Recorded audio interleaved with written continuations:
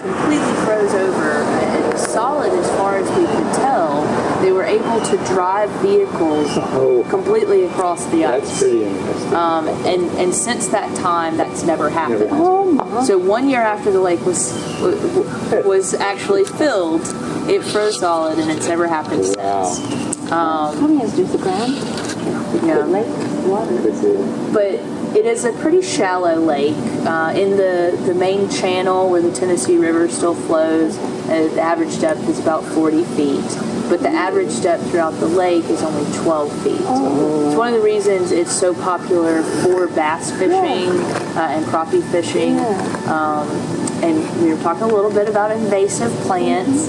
Actually, the invasive plants that aquatic plants that we have in the water, like hydrilla and milfoil, create really nice breeding grounds for young bass, and it offers them extra protection. So there's a little bit of give and take right now between hydrologists, botanists, and fishermen. Well, we need to get rid of these. We need to get rid of some of these invasives because they're changing the temperature levels of the lake and they're changing the ecology of the lake. But they're also great for the bass fishermen. It's one of the reasons why we do have so many bass here. I do want to point out a couple of things. There's a small island. You see the island over there? There's actually an eagle's nest on that island. The one first or what behind? The small island closest to us. Here. So we've got this long peninsula that sticks out, which is managed by the park as well. That was once private property. It was donated to Forever Wild, and it is part of the park's property as well. That small little island at the end is TVA's property, as most of the small islands around the lake are still owned Can you by walk TVA. onto them? Can you boat up? You can. You can go on to those islands. Now, eagle's nests are protected. Oh, yeah. You're not supposed to get within a certain distance of them. But I like to call that island Raptor Island. Oh, cool. Because at one point it had an eagle's nest and an osprey nest on it at the same time. They were on opposite ends of the island. The osprey has since moved a little back to the end of the peninsula, the far side of the peninsula. And the eagle's nest, they have two little eaglets on the nest right now. They bred during the winter months, and they've got two eaglets on the nest right now. And there's also a blue heron rookery on that island.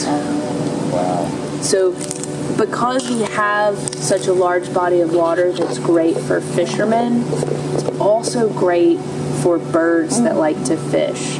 Like bald eagles, about 2/3 of their diet is made up of fish. Osprey, around 99% of their diet is fish. Basically, the only time they eat something besides fish is when they can't find a fish. So that's a special feature that this man-made lake has brought so much great natural habitat to the area. Can I ask you a question? Absolutely. What are the towers? The towers are natural. Right? They're all natural towers.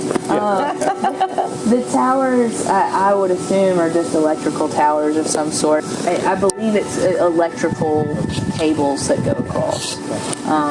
But that is the main channel that goes north towards Scottsboro, and then back towards Sunset.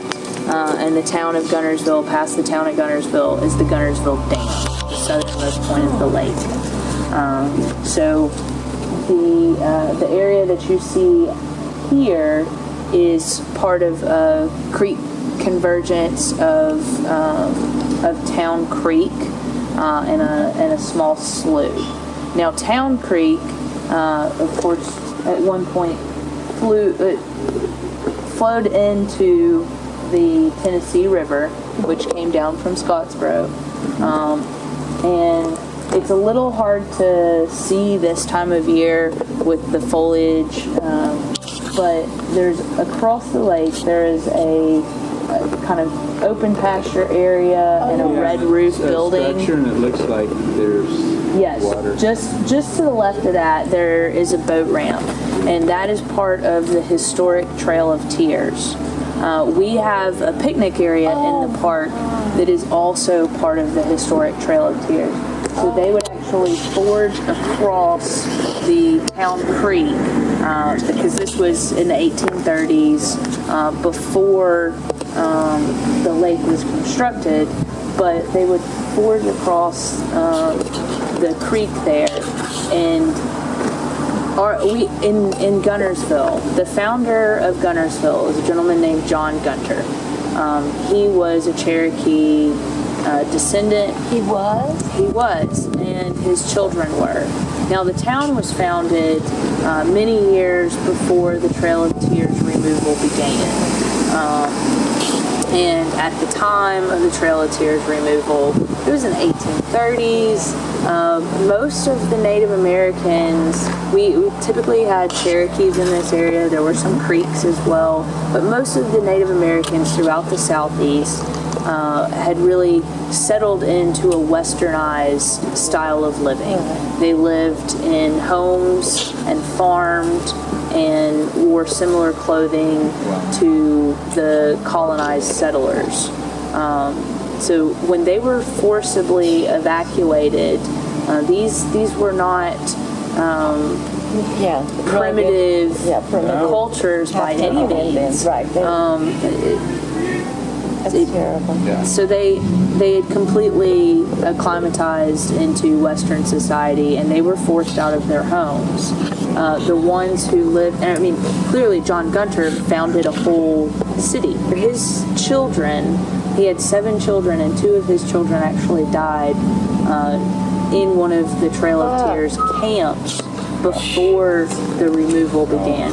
Because what they did in this area, they would force the Cherokees in the Guntersville area to go to Fort Payne, which is on past Scottsboro.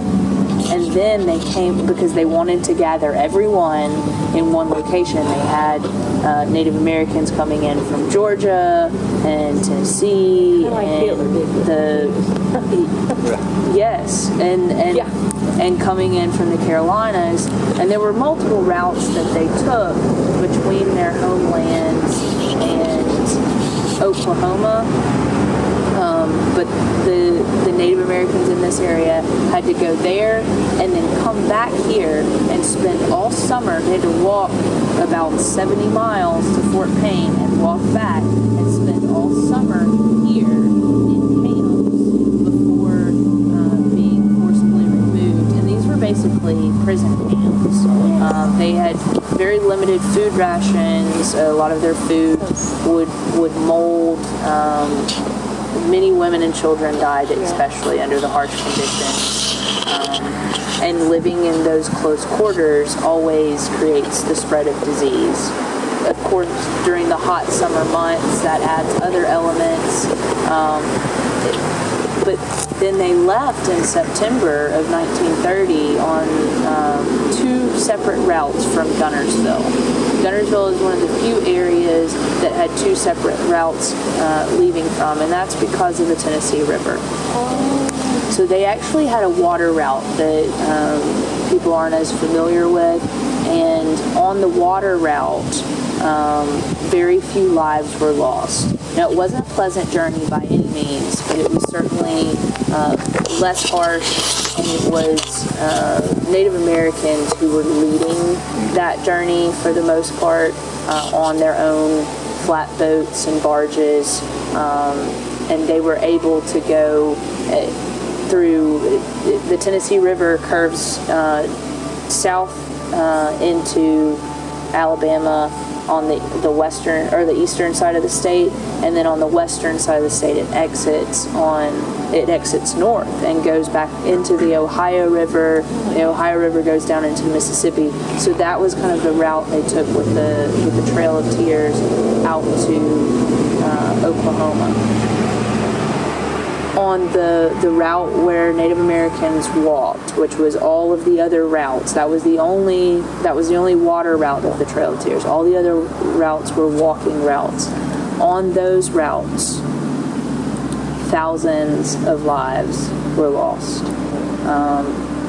Estimates of 10 to 20,000 lives were lost. And that includes those time in the camps. And they were sent to lands where they were promised those would be their lands forever. And as we all know, Oklahoma is now a state, with just a few Indian reservations left. So I know it is saddening to speak of the Trail of Tears, but it is a really important part of the history of this area. And we try and do some sort of commemoration each year in September around the same time that they left. It may be as simple as having a Native American plants expert lead a walk, and sometimes for I believe the 125th commemoration, we did a large ceremony here at the park. So there are different things that we do to help commemorate that, and we have you can actually walk a section of the historic Trail of Tears. It's a National Park Service historic site here in the park, and it's at the picnic area down by the boat ramps. What year was that? The Trail of Tears? What, I mean, 8 years. Around 1830 is when the evacuation or the removal began, and it really that was when the forced removal began. A lot of Native Americans left while they were able to take all of their belongings. Most of the ones that were forcibly removed barely had time to even grab a few personal items. They weren't, they probably a lot fewer would have died if they had had time to pack supplies and things of their own.